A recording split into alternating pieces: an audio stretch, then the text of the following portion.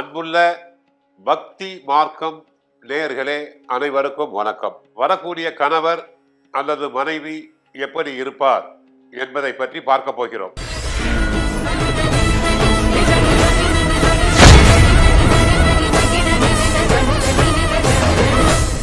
திருமணம் செய்வதற்கு 7ஆம் இடத்தை, லக்னத்துக்கு 7ஆம் இடத்தை நாம் பார்க்க வேண்டும்.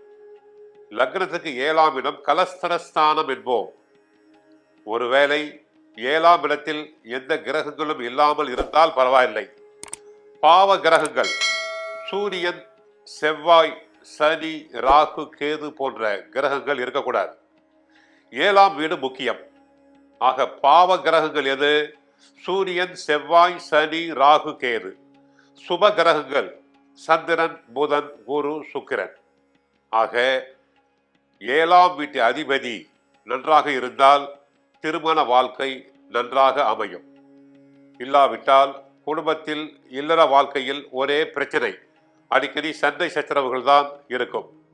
மனைவி எப்படி இருப்பாள்? வாய் பேசுபவளாக இருப்பாளா இல்லையா என்பதை நாம் கிரகங்கள் மூலமாக கணிக்கலாம். லக்னத்தில் சூரியன் இருந்தால் எரிச்சல் சுபாவத்தில் இருப்பாள். சூரியன் அக்னி கிரகம், எந்நேரமும் அக்னி கிரகம் என்பதால் உஷ்ணம் பறக்க பேசுவாள், கோபத்தை காட்டுவாள்.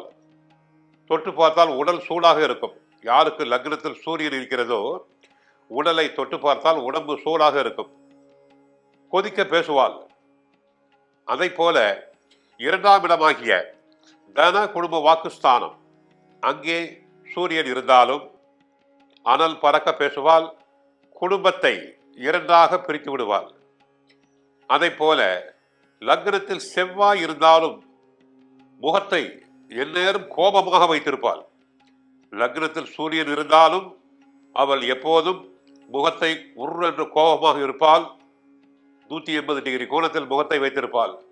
லக்னத்தில் செவ்வாய் இருந்தாலும் அதை போல அவள் முகத்தை உருவென்று இருப்பாள், மிக கோபதாகமாக பேசுவாள், உஷ்ண வார்த்தைகளை பேசுவாள். ஆக ஒரு பெண்ணுக்கோ ஆணுக்கோ லக்னத்தில் சூரியன், செவ்வாய் இருக்கக்கூடாது. லக்னத்தில் சனி இருந்தால் பிடிவாத குணம் உள்ளவளாக இருப்பார்கள். பிடிவாதம் அதிகம். நான் செய்ததே சரி என்று அவர்கள் வாதிடுவார்கள். அவர்களை மாற்றுவது மிகவும் கடினம். லக்னத்தில் ராகுவோ இல்லை 2ஆம் இடமாகிய தன குடும்ப வாக்குஸ்தானத்தில் ராகுவோ கேதுவோ இருந்தால் லூஸ் டாக்ஸ் அதிகம். தானும் பிரச்சனையில் மாட்டிக்கொண்டு மற்றவர்களையும் மாற்றி விடுவாள். ஆக வரக்கூடிய கணவன் அல்லது மனைவி எப்படி இருப்பாள் என்பதை சுபகிரகம் ஒருவேளை இருந்தால் நல்ல வாழ்க்கை அமையும்.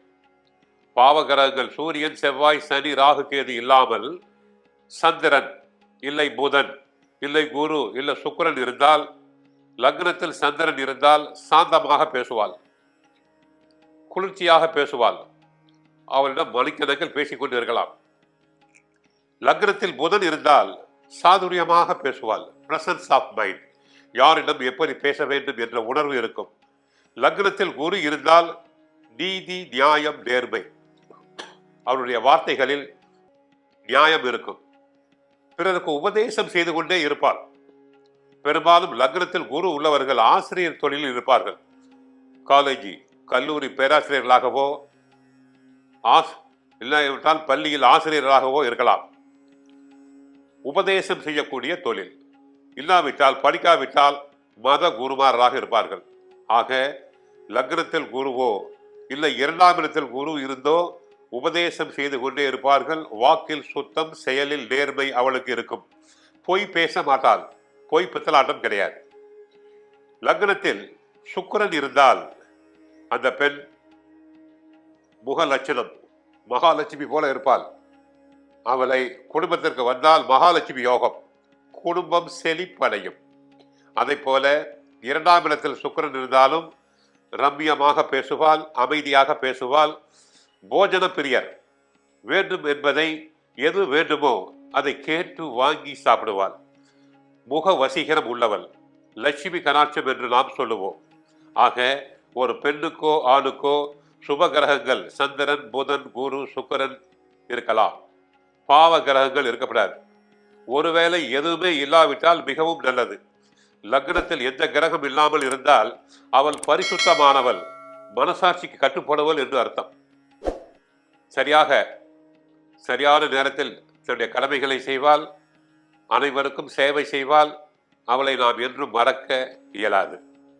ஒருவேளை லக்னாதிபதி, உதாரணமாக மேஷ லக்னம், லக்னாதிபதி செவ்வாய் பாவ கிரகம் ராகுவுடனோ கேதுவுடனோ சேர்ந்தால் குடும்ப வாழ்க்கை கெட்டுவிடும். ராகுவுடன் எந்த கிரகம் சேர்ந்தாலும் கெட்டுவிடும். அதை போல லக்னாதிபதி கடக லக்னத்துக்கு சந்திரன் அதிபதி, சந்திரனுடன் ராகு சேர்ந்தால் கிரகண தோஷம், சந்திர கிரகணம் போல இருப்பார்கள். கலஸ்தர ஒருவேளை லக்னத்துக்கு 7ல் குரு இருக்கலாம், சந்திரன் இருக்கலாம், புதன் இருக்கலாம், சுக்கிரன் மட்டும் இருக்கக்கூடாது. சுக்கிரன் கலஸ்தரகாரகன் என்பதால் கணவன் மனைவி உறவில் அடிக்கடி சண்டை சச்சரவுகள் வரும், ஈகோ ப்ராப்ளம் வரும். நான் பெரியவனா, மனைவி சொல்வதை கேட்க வேண்டுமா என்று கணவர் அடிக்கடி வாக்குவாதம் செய்வார். மனைவி சொல்வதை கணவர் கேட்க மாட்டார், கணவர் சொல்வதை மனைவி கேட்க மாட்டார். அதே நேரத்தில் 7ஆம் அதிபர் 3, 6, 8, 12ஆம் இடங்களில் மறையக்கூடாது. எப்பொழுதுமே மறைவு ஸ்தானம் 3, 6, 8, 12 என்று சொல்வோம்.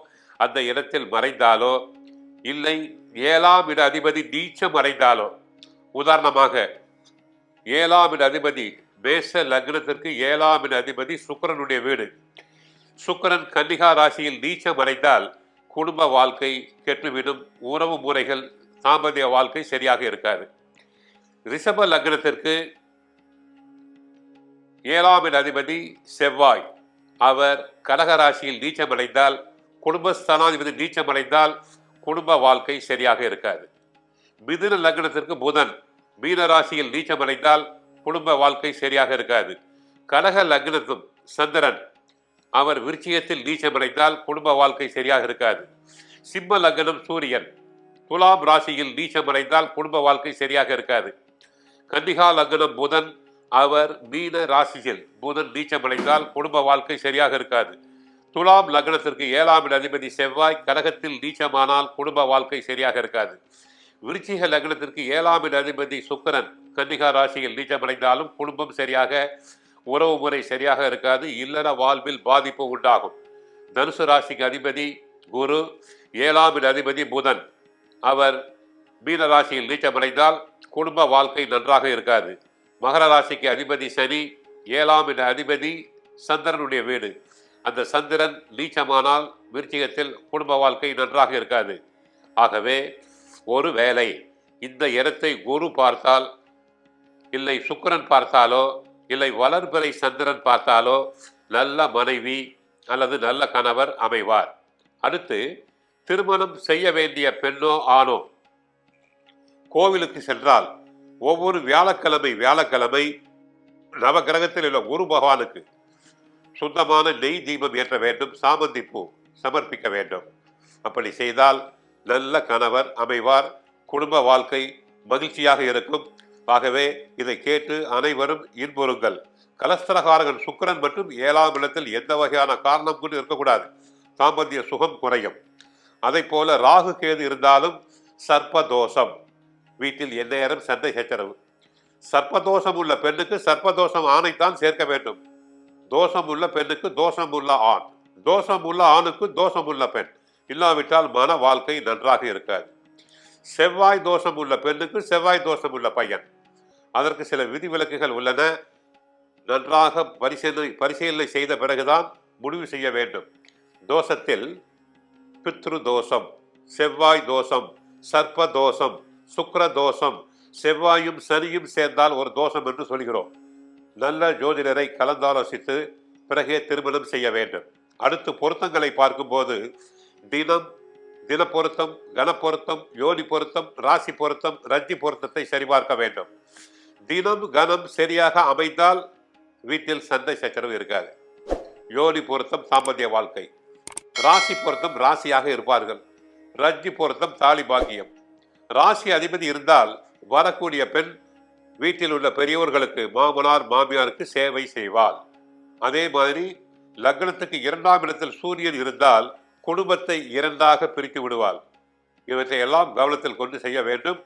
ஆகவே வரக்கூடிய மனைவி அல்லது கணவர் இப்படித்தான் இருப்பார் என்பதை நாம் நன்றாக பரிசீலனை செய்து நான் பேசியவற்றை நன்றாக கேட்டு நீங்கள் தெரிந்து கொள்ளலாம். வாழ்க வளமுடன்.